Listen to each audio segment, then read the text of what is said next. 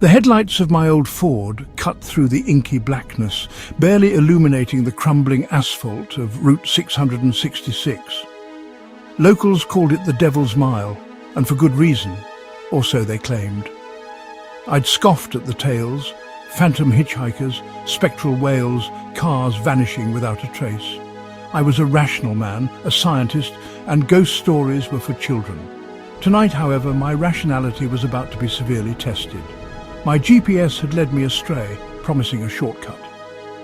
Now, miles from the interstate, surrounded by gnarled trees that clawed at the sky, an unsettling quiet pressed in on me.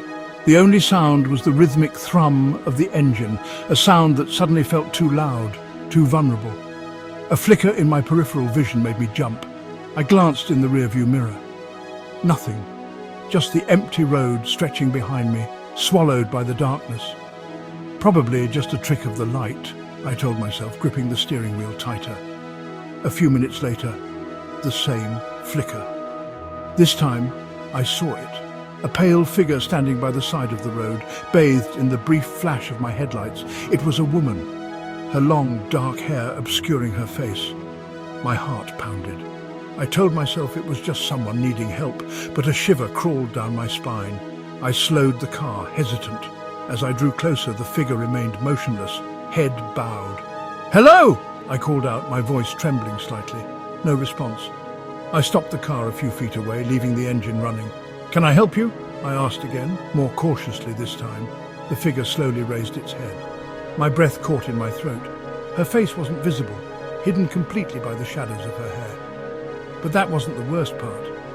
As she lifted her head, I saw that her neck was impossibly long, grotesquely elongated, like something from a nightmare. I slammed my foot on the accelerator, the tires screeching against the asphalt. I didn't look back, I just drove, my heart hammering against my ribs, adrenaline coursing through my veins. After what felt like an eternity, I dared to glance in the rearview mirror. The road was empty. The figure was gone.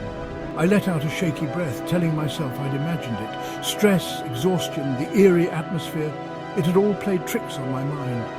Then I saw it. In the corner of the mirror, a pale hand reached out from the back seat and gently touched my shoulder.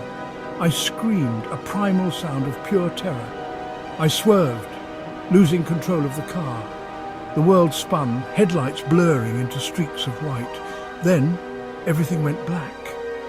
I woke up with a jolt, my head throbbing. The car was a mangled wreck, crumpled against a large oak tree. I was alive, but shaken to my core. I fumbled for my phone, the screen cracked and useless. I was alone, in the dark, on the Devil's Mile. As I stumbled out of the car, I heard a soft whisper in the wind, a sound that chilled me to the bone.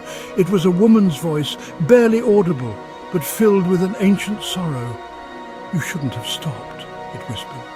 Then, from the darkness beyond the headlights, I saw her again. She was standing by the side of the road, her long neck craned towards me, her shadowed face finally visible. Her eyes, or where her eyes should have been, were just empty sockets burning with an unholy light, and in her outstretched hand she held something that made my blood run cold. It was my phone, the screen now displaying a single chilling image, a photo of me taken just moments before as I drove down the Devil's Mile completely alone. Except in the reflection of the passenger window behind me was the pale figure, her hand already reaching for my shoulder.